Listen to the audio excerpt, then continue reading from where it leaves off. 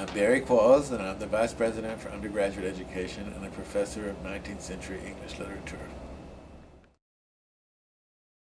Dean's List is worth it.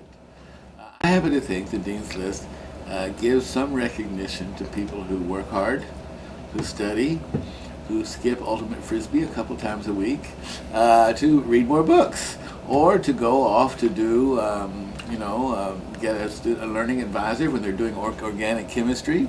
There are wonderful learning assistance programs. I think the Dean's List is not a significance except to you. It helps you measure whether you're doing the kind of things that will allow you, that will count when you are looking to go to graduate or professional school, or will help you getting a job. Because many jobs do ask to see your transcript.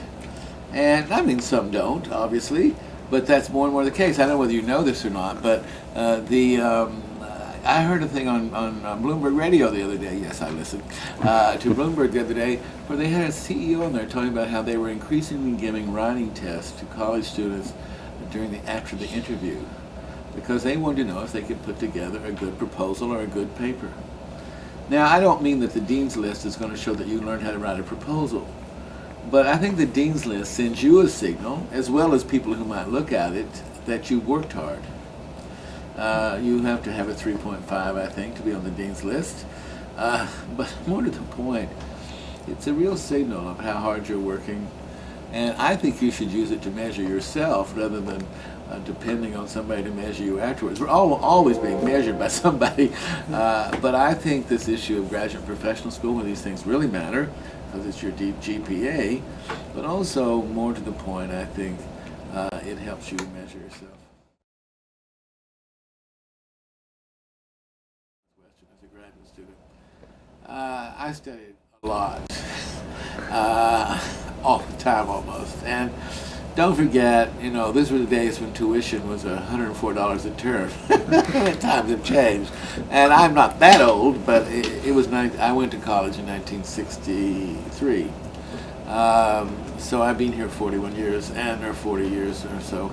But the thing I think that matters, I would hope that people did more than I did.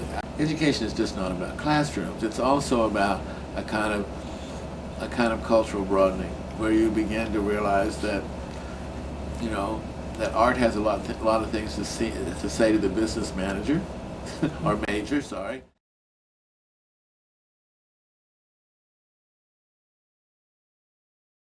Well, I tried to always find as quiet a space to study in as possible. I mean, there are distractions everywhere, and don't forget, I thought it was exciting to take a radio to college, an AM radio. Obviously, students come with 1,700 distractions that they bring with them, plus technologies.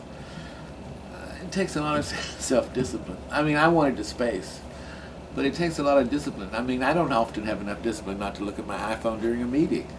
I haven't picked up one with you two, but you haven't been here that long yet. But I don't. It takes a lot of discipline not to see not only the iPhone and the emails and the text. It also takes a lot of discipline not just. There's so many things to look at that we would have never thought about. So.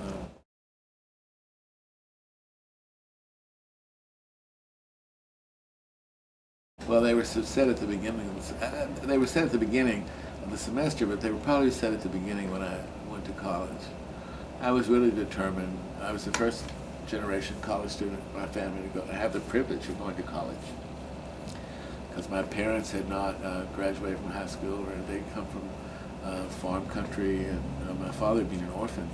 But so I was very fortunate in every way, even to go. But I also wanted to do well. And I always knew I wanted to be an English teacher. My brother, I have a twin, had no clue. I think he majored in chemistry and English in college, thinking, well, something will turn up. And it probably did around the age of 40 for him. But I actually knew always what I wanted. That I didn't know I would want to teach in college, because that was just something not in my view of things, the world, or perspective. But I certainly knew I wanted to teach English, and I certainly knew because I knew I'd loved literature from early on, and by the time I was in the 9th grade, I knew I wanted to teach. And I probably thought I had the patience to do it. So I had goals like that. And then I had goals, and I think I associated accomplishing a goal with doing really well on the dean's list.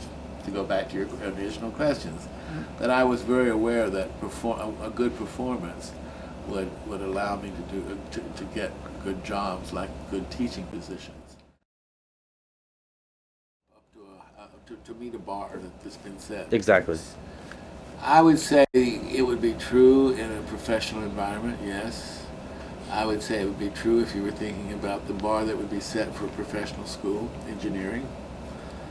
I think it's always invaluable to know. I mean, one of the reasons that we are asking all faculty here to put learning goals on syllabuses, on the syllabi, is that we want faculty, students to be very aware of what the goals of the class are.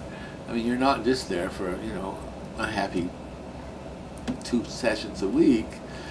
We want people to have a sense that when you take this course, here's what the professor at least thinks she or he is doing, and that they want to make certain that you're as aware of those goals as the professor is.